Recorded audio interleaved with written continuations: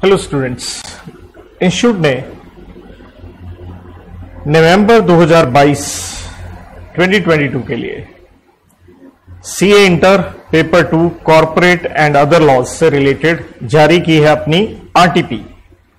Stands for, सारे जानते हैं आप, रिविजनरी टेस्ट पेपर। लेकिन जो भी बेटा आरटीपी आती है उसके साथ में इंस्टीट्यूट अपनी अमेंडमेंट्स भी बताता है जो वो इस पर्टिकुलर अटेम्प्ट में पूछेगा। तो सबसे पहले आज हम इसी से रिलेटेड अमेंडमेंट्स की हम बात करेंगे इस पहले लेक्चर में, और फिर नो डाउट इसके बाद जो भी क्वेश्चंस हैं आरटीपी के वो सारी हम डिस्कशन करें। अब जितनी मैं अमेंडमेंट डिस्कस करूंगा कईयों ने की हो सकती हैं, कुछ की हो सकती हैं, तो प्लीज अपने नोट्स में उस तरह से एडजस्ट कर लीजिएगा। देखिए, पहली बात यह है कि अमेंडमेंट सिर्फ एंड सिर्फ कंपनीज एक्ट से related, that means other laws की कोई टेंशन नहीं। पहली अमेंडमेंट सेक्शन 16 याद कीजिएगा। ये हम सेक्शन किस पे पढ़ते हैं? ये हम पढ़ते होते हैं rectification of name of company. जब हम कहते हैं कंपनी का नाम किसी से रिजेंबलिंग या आइडेंटिकल नहीं होना चाहिए, अगर है तो आपको बदलना पड़ेगा, उससे रिलेटेड अमेंडमेंट है। क्या अमेंडमेंट है मैं एग्जैक्टली उसको डिस्कस करूं उससे पहले जो आपने पढ़ा है मैं आपको वो फाइल शो कर देता हूं कि पहले मैंने ये करवा रखी है, तो जिसने नहीं की हो वो अपना उसे करेक्ट कर ले, या जिसने किया हुआ है तो कोई टेंशन की बात नहीं है। देखिए बेटा, ये था जी सेक्शन नंबर 16 जो हमने किया, rectification of name of company. यहां हमने दो सिचुएशन पढ़ी थी। एक था अगर सेंट्रल गवर्नमेंट की ओपिनियन है, उन्हें लगता है आपका नाम आइडेंटिकल है, तो कहेंगे नाम बदलो, जो आपने 3 महीने के अंदर अंदर बदलना है, जिसके लिए जनरल मीटिंग में आपको क्या पास करना है? Ordinary resolution. एक सेकंड सिचुएशन जो थी वो ये है, अगर कोई रजिस्टर्ड प्रोप्राइटर है ट्रेडमार्क्स एक्ट में, ट्रेडमार्क एक्ट में किसी ने रजिस्ट्रेशन करवा रखी है किसी नाम को लेके। अब हुआ क्या, जो उस नाम की रजिस्ट्रेशन उस एक्ट में करवा रखी थी वही नाम से आपने कंपनी बना ली, तो वो जो रजिस्टर्ड प्रोप्राइटर है वो एक एप्लीकेशन देगा सेंट्रल गवर्नमेंट को। लेकिन एप्लीकेशन देने के लिए उसके पास समय है कितने साल? 3 साल। जब कंपनी बन गई वो एप्लीकेशन दे रहा है कि कंपनी को बोलिए अपना नाम बदले। अब सेंट्रल गवर्नमेंट को लगता है यस आपका नाम आइडेंटिकल है या रिजेंबलिंग है, तो सेंट्रल गवर्नमेंट, देखिए आंसर क्या लिख के दिया मैंने यहां पे, आप देख रहे हो सेम आंसर। 3 महीने के अंदर अंदर जैसे सेंट्रल गवर्नमेंट डायरेक्शन देगा आपको ये अपना नाम बदलना है, अगेन जनरल मीटिंग में क्या पास करते हुए? Ordinary resolution. तो क्या ये अमेंडमेंट के अंदर ये आंसर कवर अप करके दिखा रहा हूं मैं? यस। दरअसल पहले ये टाइम पीरियड होता था 6 महीने, पहले टाइम पीरियड होता था 6 मंथ्स। इवन आप मेरी प्रिंटेड बुक में देखोगे तो मैंने पुराना भी लिखे और नया भी दोनों ऑलरेडी दे रखे थे, राइट। दूसरी एक चीज और थी इससे रिलेटेड, वो क्या है, अगर डिफॉल्ट करती है, ये सब सेक्शन 3 पूरा सब्स्टिट्यूट हो गया, ये नया वाला कोड कर रहा हूं मैं।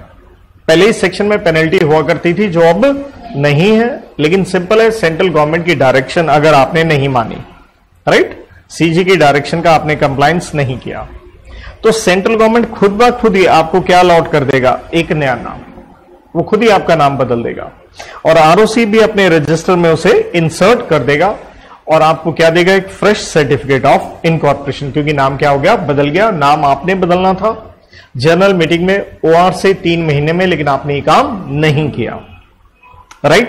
लेकिन हां, यहां पे एक प्रोविजो है, और प्रोविजो आप सारे जानते हैं, या तो वो एक एक्सेप्शन क्रिएट करती है या वो कंडीशन पुट करती है। तो यहां पे ये आपको एक एक्सेप्शन देती है, माना सेंट्रल गवर्नमेंट ने आपके डिफॉल्ट पे आपका नाम क्या किया? बदल दिया। लेकिन अगर आप चाहें तो आप क्या कर सकते हैं? अपना नाम दोबारा से चेंज कर सकते हैं एज पर सेक्शन 13, क्योंकि आप सेक्शन 13 जानते होंगे। सेक्शन 13 बेटा आप किसके ऊपर पढ़ते हैं? सेक्शन 13 में आप यही पढ़ते हैं, ऑल्ट्रेशन ऑफ नेम, अपने आप नाम बदलना। इसलिए प्रोविजो क्या कहती है? Nothing in this sub section to prevent a company from changing name subsequently as per what section number 13। अब आप देखिए, अगर हम आरटीपी को यहां देखते हैं, देखिए क्या लिखा है। तो आरटीपी यहां कह रही है, in subsection 1 in clause B for the word period of 6 months the words period of 3 months shall be substituted. तो अब 3 महीने का वो समय है। दूसरा क्या कहता है, सबसेक्शन 3 यहां क्या हो गया, सब्स्टिट्यूट। पहले पेनल्टी होती थी, राइट। अगर मैं यहां पेनल्टी की आप देखिए, ये पेनल्टी हुआ करती थी पहले, अब इसका कोई रोल नहीं है। अब सबसेक्शन 3 क्या कहता है, अगर कंपनी ने डिफॉल्ट किया इन कंप्लाइंग विद डायरेक्शन जो सरकार ने दी है, तो सेंट्रल गवर्नमेंट अलॉट करेगी आपको नया नेम जैसे उसे ठीक लगे, एंड रजिस्ट्रार नए नेम के साथ रजिस्टर में एंट्री करेगा और आपको फ्रेश सर्टिफिकेट ऑफ इनकॉर्पोरेशन देगा। प्रोविजो आप देख रहे हैं वही सेम लिखा है, nothing in this section to prevent a company from subsequently, means बाद में आप अपना नाम बदल सकते हैं जो सेंट्रल गवर्नमेंट का आपको ना पसंद आए, as per what section number 13, right. तो अगर पहले से आपने वो ठीक लिखा हुआ कोई टेंशन नहीं है, वरना आप क्या कीजिए, चेंज कर लीजिए। मैंने हैंड रिटन भी दिखा दिया था, हैंड रिटन भी जो भी है फोटो क्लिक करके भी आप बाद में चेंज कर सकते हैं। देन देखिए बेटा, चैप्टर नंबर 6 हम पढ़ते हैं रजिस्ट्रेशन ऑफ चार्जेस के ऊपर, जो आपको याद होगा सेक्शन 77 से 87 में। देखिए वहां यहां चेंज क्या आया है, कोई खास चेंज नहीं है, सिर्फ एक रूल्स में चेंज आ रहा है। क्या है, कहता है इन रूल नंबर 3 आफ्टर सब रूल नंबर 4 द फॉलोइंग सब रूल शैल बी इंसर्टेड, मतलब एक सब रूल नंबर 5 इंसर्ट किया गया है, जो कि कोई बड़ी रॉकेट साइंस वाली बात नहीं है। तो पहली बात, अब आप जानना चाहेंगे सर रूल नंबर 3 में क्या है, क्योंकि रूल नंबर 3 में आपने क्या किया, कोई चेंज नहीं हुआ, एक इंसर्शन है, एक एडिशन है, राइट। और ये एडिशन भी पहले मैं पढ़ा भी देता हूं क्या है यहां पे जो लिखा है। कहता है nothing contained in this rule shall apply to any charge required to be created or modified. याद कीजिएगा, हम चार्ज की क्रिएशन की बात करते थे सेक्शन 77 में, और सेक्शन 77 आपको याद हो वो 30 दिन में रजिस्ट्रेशन करवानी होती है, फिर आरओसी फर्दर 30 दिन के लिए एक्सटेंड कर देता है एडिशनल फीस के साथ, और फिर फर्दर एड वॉल्यूम फीस के साथ 60 डेज के लिए एक्सटेंशन, राइट। और हमने सेक्शन 79 में पढ़ा था मॉडिफिकेशन हो जाना, और मॉडिफिकेशन भी होगा तो हमने कहा था क्या अप्लाई होगा दोबारा से सेक्शन 77, राइट। तो कहता अगर चार्ज क्रिएट किया है या मॉडिफाई किया, किसने किया है, बैंकिंग कंपनी ने, मतलब आप बैंक हो, बैंक ने कोई चार्ज क्रिएट किया, दैट मीन्स बैंक ने कोई लोन लिया है, बैंक ने लोन दिया नहीं है, ध्यान दीजिएगा, बैंक ने कोई लोन लिया है, ये लिखा है अंडर सेक्शन 77। और लोन किससे लिया है, इन फेवर ऑफ आरबीआई से। बैंक ने क्या किया, एक नॉर्मल बैंकिंग कंपनी ने आरबीआई से लोन लिया, तो स्वाभाविक है कुछ ना कुछ एसेट क्या रखा होगा, गिरवी। तो गिरवी रखा है तो हर कंपनी को क्या करवानी पड़ती है, रजिस्ट्रेशन, चार्ज क्रिएट करने की भी, एंड किसकी, किसके पास, आरओसी के पास। तो अब है क्या सब रूल नंबर 5, वो आपको एक एग्जम्पशन दे रहा है।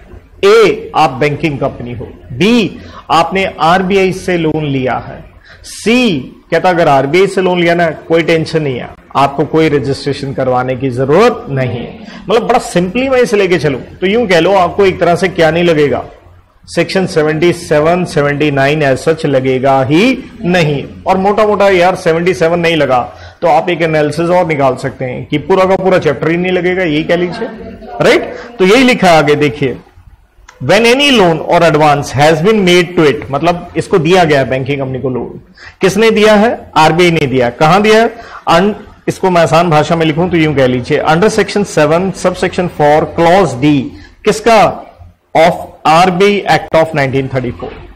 देखिए आरबीआई है, उसका अलग से कानून है, आरबीआई एक्ट ऑफ 1934, उसमें section 17 sub section 4 clause D में आरबीआई के पास पावर है बैंकों को क्या देने की, लोन ऑन सिक्योरिटी। तो बैंकिंग कंपनी उसे रजिस्ट्रेशन करवानी पड़ेगी, तो हमने कहा आपको कोई टेंशन नहीं है, राइट। एग्जैक्टली आप कहें तो मैं सब आपको ये रूल नंबर 3 पूरा भी दिखा देता हूं, ये रहा आपकी स्क्रीन पे पूरा रूल नंबर 3। देखिए क्या कहता है, रजिस्ट्रेशन और साथ में क्या कह रहा है, या क्रिएशन या मॉडिफिकेशन। सिंपली सब रूल नंबर 5 इंसर्ट हुआ है, सब रूल नंबर 1 क्या कहता है? कहता है आपने रजिस्ट्रेशन करवानी है, चाहे 77 की, 78 की। 78 में आपको याद हो क्या था?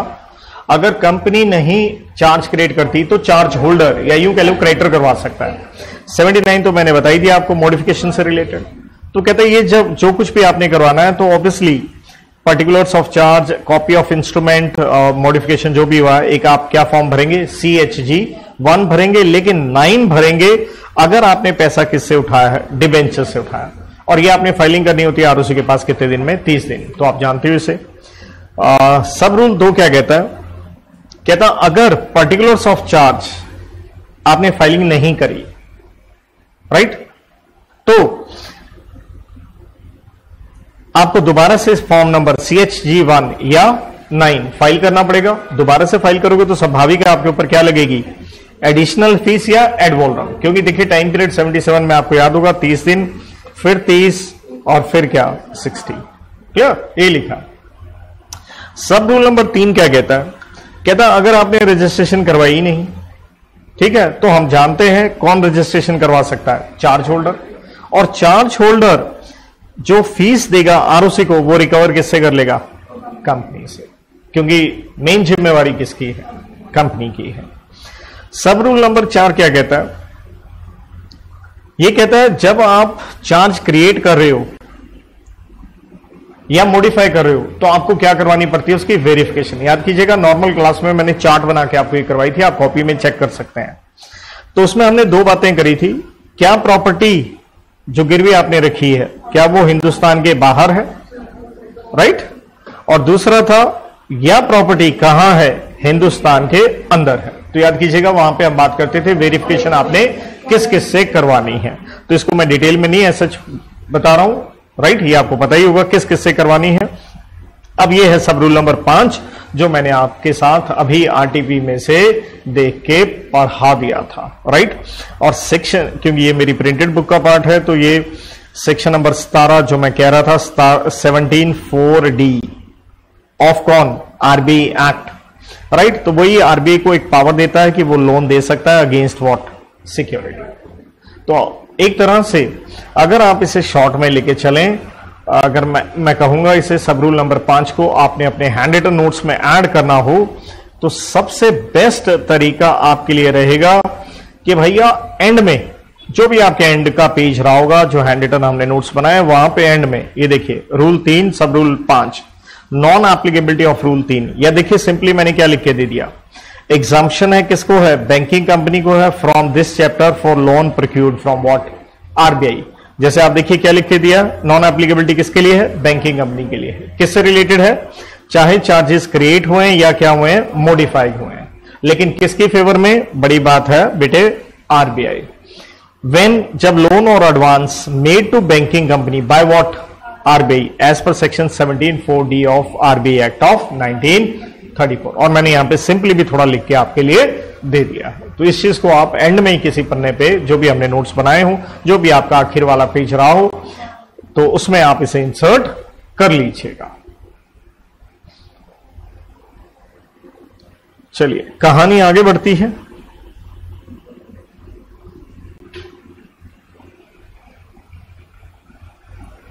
देखिए इसके बाद ये एक बढ़िया पॉइंट है, chapter number 7 management and administration से रिलेटेड जो आप पढ़ते हैं फ्रॉम सेक्शन 88 से 122।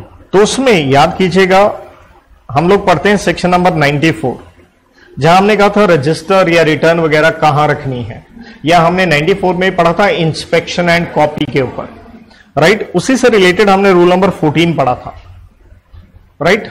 और उसमें क्या है? रूल नंबर 14 में कहता है सब रूल 2 के बाद हम एक फिर इंसर्ट करें एक नया सब रूल, कौन सा? 3। तो पहले ये रूल नहीं था, सब रूल नंबर 3 आया है।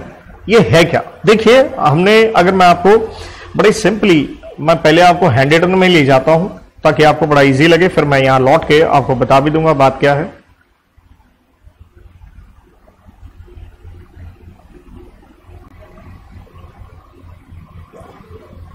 देखिए बेटा, अगर आप हैंड रिटन याद करें, ये है सेक्शन नंबर 94 आपकी स्क्रीन पे, place of keeping register and annual return, साथ में उसकी इंस्पेक्शन एंड कॉपी। याद कीजिएगा हमने यहां पे सब सेक्शन 3 में एक प्रोविजो पढ़ी थी, और सब सेक्शन 3 में क्या था, यह हक था आपका कॉपी या क्या मांगना उसका, एक्सट्रैक्ट। यहां हमने पढ़ा था कुछ पर्टिकुलर्स किसके, रजिस्टर, इंडेक्स या एनुअल रिटर्न के, किससे रिलेटेड, इन रिस्पेक्ट ऑफ क्योंकि मेंबर से रिलेटेड है भैया रजिस्टर वगैरह। तो मैंने आपको सिंपल भाषा में ही क्लास में कहा होगा, कुछ सीक्रेट इंफॉर्मेशन मेंबर्स की कह लीजिए नहीं दी जाएगी। तो यही लिखा था, as may be prescribed shall not be available for inspection and copy. तो ये प्रिस्क्राइब नहीं हुआ था, तो ये रूल नंबर आ गया 14(3), जिसने बताया मेंबर की 4 इंफॉर्मेशन आपने किसी को नहीं देनी है। 4, एक क्या नहीं देना अगले का, एड्रेस। पता चले कोई खुंदक निकाल रहा हो, बोले तो कोई एनमिटी हो, मर्डर हो जाए, दिस एंड दैट, कुछ गलत हो जाए। और अगर वो मेंबर बॉडी कॉर्पोरेट है तो उसका क्या नहीं देना आपने, रजिस्टर्ड एड्रेस, क्योंकि बॉडी कॉर्पोरेट का होता है। नंबर 2, आप क्या नहीं देंगे उसका, ईमेल आईडी। नंबर 3, आप आधार नंबर नहीं देंगे, जिसे हम कहते हैं यूआईडी, यूनिक आइडेंटिफिकेशन नंबर। और नंबर 4, आप क्या नहीं देंगे उसका, इनकम टैक्स वाला पैन नंबर नहीं देंगे। मतलब ये 4 चीजें यहां पे इंसर्ट की गई हैं, और मैं देखिए आने वाले एग्जाम के लिए इसे काफी ज्यादा महत्वपूर्ण वैसे भी मानता हूं, तो इसका जरूर थोड़ा ध्यान अच्छे से आप रखिएगा। तो इतना सा ये हिस्सा आपको बस यहां ये 4 पॉइंट क्या करने हैं, इंसर्ट करने हैं। आइए अब मैं आपको आरटीपी में से भी इसे आपको पढ़ के दे देता हूं, देखिए क्या लिखा है। तो कहता है, notwithstanding anything contain in sub rule 1 and 2, जिसका मतलब है कि सब रूल 1 and 2 में क्या लिखा है उससे कोई फर्क नहीं पड़ता।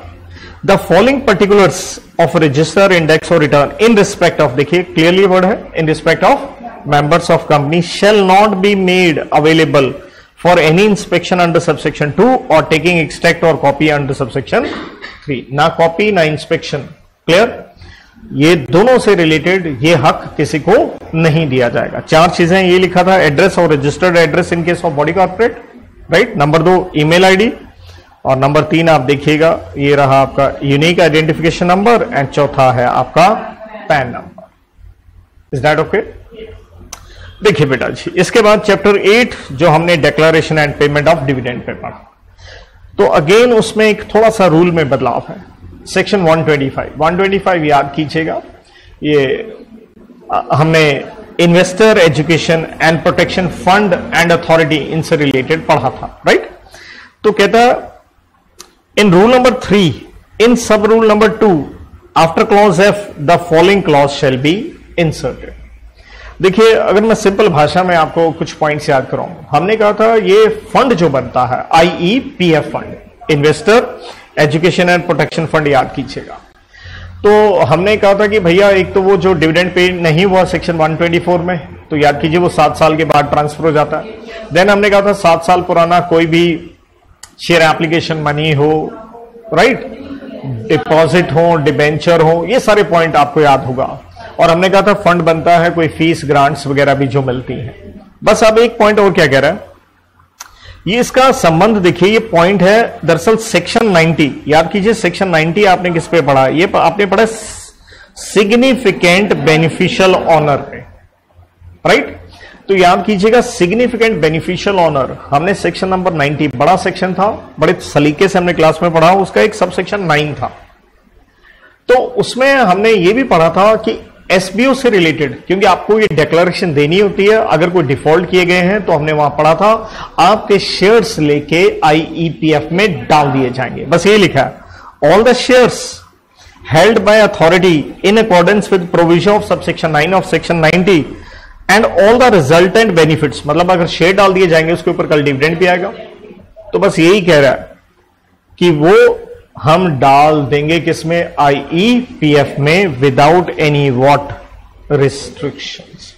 अगर आप मेरी प्रिंटेड बुक में भी देखिएगा तो ये मैंने पहले से भी जो, क्योंकि डेट्स कुछ पहले आ गई थी, जो बुक बाद में छपती है तो मैं वो डाल देता होता हूं, तो उसके अंदर आपको दिख भी जाएगा। तो इतना सा पॉइंट है, लेकिन हैंड रिटन में अगर आपको डालना हो तो मैं आपको शो कर देता हूं। देखिए ये हमने पढ़ा था बेटा जी, अगर आप देखेंगे सेक्शन 125, हेडिंग भी देख सकते हैं आप, investor education and protection fund. तो ये हमने कहा था कि भाई ये फंड, क्रेडिट टू फंड कैसे बनेगा, कोड की भी आपको क्लास में करवाई गई थी, इसको याद करने के लिए, राइट।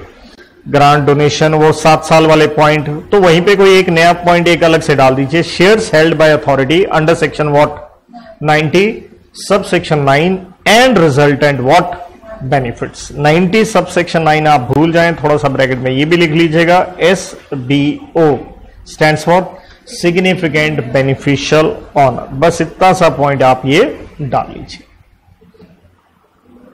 चलिए बात आगे बढ़ती है बेटा जी।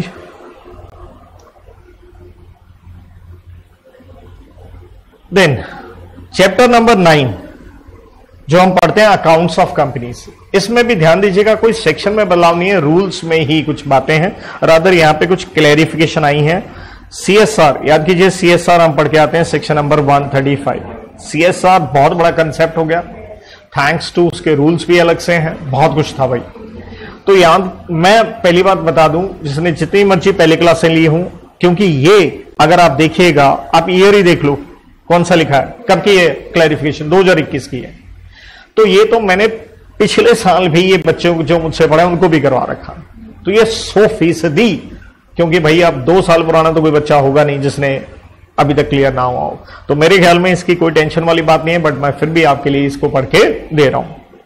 देखिए कहता है in continuation to this ministry's general circular जो 2020 में आया था, जहां CSR स्पेंडिंग की बात हुई थी विद रिगार्ड टू व्हाट कोविड-19 से रिलेटेड, कि भाई वो भी CSR के अंदर आ जाएगा, एलिजिबल एक्टिविटी है। It is further clarified that CSR funds creating health infrastructure for Covid care, जैसे ऑक्सीजन जनरेशन या स्टोरेज प्लांट, मतलब आप ये भी बनाओगे तो वो किसके अंदर क्वालिफाई कर जाएगा, CSR में। Manufacturing and supply of oxygen concentrators, आपने देखा भी होगा, ये बहुत बड़ी समस्या देखिए 2021 राइट ये हुई थी। Ventilator, cylinder, other medical equipment for countering covid and similar activities. और ये कहता हम कवर अप कर लेंगे under item number 1 and 12 of, ये आपको याद ही होगा, शेड्यूल नंबर 7 में हम पूरी क्या पढ़ते हैं, लिस्ट जो एक्टिविटीज हैं जो CSR के लिए क्वालिफाई करती हैं। तो इसी से रिलेटेड कह रहा है, reference is also drawn to item number 9 of schedule 7 which permits contribution to research वगैरह डेवलपमेंट प्रोजेक्ट्स, राइट। तो उसी से रिलेटेड ये कह रहा है कि अगर आपने कोई कंट्रीब्यूशन किया है पब्लिक फंडेड यूनिवर्सिटीज को या कुछ और ऑर्गेनाइजेशन को जो रिसर्च कर रही है साइंस में, टेक्नोलॉजी में, इंजीनियरिंग में and medicine, as eligible what CSR activities. तो घूम फिर के देखिए बात वही हो रही है साइंस की, मेडिसिन की, तो घूम फिर के कह लीजिए इस चीज को वो कोविड के अंदर ही सब कुछ बेनिफिट देने की कोशिश करी गई है। देयर आफ्टर कहता सारी कंपनीज इंक्लूडिंग गवर्नमेंट कंपनी, कहता आप CSR अपनी एक्टिविटीज कर सकते हो, कैसे, इसमें पैसा आप खुद लगाओ या इन कोलैबोरेशन, मतलब बाकी कंपनीज के साथ मिलके चाहे CSR कोई प्रोजेक्ट अपना रन कर सकते हैं, राइट। इसी एक नेक्स्ट और सर्कुलर है, ये भी करवा रखा है क्योंकि 2021 का था। कहता है MCA ने फर्दर क्लैरिफाई किया है in continuation of the set circular, it is further clarified spending of CSR funds for vaccination of persons, ये है word, other than employees and their families, मतलब अपने एम्प्लॉइज के लिए कर रहे हो तो CSR था ही था। कहता चाहे आपके एम्प्लॉय हैं या नहीं है, उनका परिवार या है या नहीं है, other than employees and their families, वो भी क्या है, एक CSR एक्टिविटी है जो शेड्यूल 7 की पॉइंट नंबर 1 के अंदर क्वालिफाई कर जाएगा, राइट। देयर आफ्टर बेटा जी आप नेक्स्ट जो अमेंडमेंट है इसे मैं कहूंगा मेनली आप इसे सेक्शन 137 लेके चलिए, नो डाउट रेड विद है ये सेक्शन 135। देखिए 137 में हमने क्या पढ़ा था, अरे भाई फाइनेंशियल स्टेटमेंट की फाइलिंग करनी है, ROC के पास करनी, राइट बेटे। तो उसी से रिलेटेड है, लेकिन ये रेड विद 135 है CSR का, ये एक पॉइंट आप इंसर्ट कर लीजिएगा, 137 के साथ कर लीजिएगा, इट विल बी गुड। क्या कहता है इन रूल 12 हमने पढ़ा भी था, आफ्टर सब रूल 1 द फॉलोइंग सब rule shall be what inserted, मतलब कोई ऐसी अमेंडमेंट नहीं देख रहे हो जहां आपको कोई डिलीशन करना है, कुछ चेंज करना है। बढ़िया चीज ये है जो आपके नोट्स हैं एज इट इज है, बस उसमें कुछ क्या हो गया, एडिशन हो गया। तो ये क्या कहता है? कहता है every company covered under sub section 1 of 135। तो 135 देख के CSR याद आ गया आपको, क्योंकि CSR हर कंपनी के ऊपर तो लगता नहीं, वो आप जानते हैं लिमिट्स के अंदर जब आप आते हैं नेट प्रॉफिट 5 करोड़ ये वो, राइट, तभी लगता है। तो कहता है हर कंपनी जो कवर हो गई CSR में, तो वो एक रिपोर्ट बनाएगी CSR के ऊपर। कहता है उसका एक फॉर्म होगा CSR2। आप ये रिपोर्ट बनाएंगे और ये फाइलिंग किसको करेंगे? रजिस्ट्रार को करेंगे for the proceeding financial year 20-21। That means बात कर रहा है 21-22 में फाइलिंग करनी है, लेकिन किसकी बात कर रहा है? 20-21 वाले साल की बात कर रहा है कि 20-21 की फाइलिंग 21-22 में ROC को जब आप करेंगे तो CSR रिपोर्टिंग में CSR2 फॉर्म भर दीजिए। साथ में नो डाउट हम फाइनेंशियल स्टेटमेंट किस में फाइल करते हैं बेटा? AOC 4 में करते हैं, ये पढ़ा था हमने। कहता उसके साथ ये फॉर्म लगा दो। या कई कंपनियों पे क्या लगता है? XBRL, extensive business reporting language वाला फॉर्म, या कईयों के ऊपर क्या लगता है? AOC 4, NBFC, क्योंकि NBFC के लिए इंड AS। तो बस सिंपल सी बात है, आप AOC 4 में फाइलिंग करते हो, CSR की एक अलग से ROC को फाइलिंग कर देनी है। क्यों? कौन से फॉर्म में? CSR2 में। देन आगे प्रोविजन आती है कि for the proceeding financial year 20-21। कहता है ये फॉर्म है, ये अलग से, ये मैंने पहले ही बता दिया फॉर्म कैसे फाइल करना है, अलग से फाइल करना। और उसने क्या कहा? शैल बी फाइल्ड सेपरेटली, लेकिन करना कब है? ऑन और बिफोर 31 मार्च 2022। तो दैट मीन्स इसका टाइम पीरियड वो नहीं है जो आपने 137 में पढ़ा। याद कीजिए 137 में ROC को फाइलिंग करनी थी, कब करनी थी? AGM होने के कितने दिन में? 30 दिन के भीतर आप फाइलिंग करते हैं। तो वो वाला टाइम नहीं है, इसने सिंपली टाइम क्या बता दिया? सेपरेटली फाइल करोगे। और कब फाइलिंग करनी है? 31 मार्च 2022 तक आफ्टर फाइलिंग। कहता पहले अपना वही फाइल कर लो आप AOC 4, उसके बाद। क्लियर है? तो टाइम मतलब एक तरह से हम ये सोच रहे थे उसके साथ फाइल करना है। हाँ करना है, लेकिन CSR के लिए टाइम क्या दे दिया गया है आपको? एक्स्ट्रा ज्यादा दे दिया गया है, 31 मार्च 2022 तक। तो बेटा ये आप इंसर्ट कीजिएगा अपने नोट्स में, लेकिन किसके साथ कीजिएगा? 137 के साथ।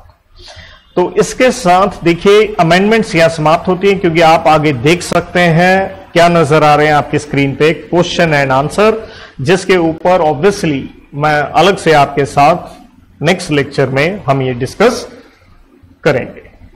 Thank you.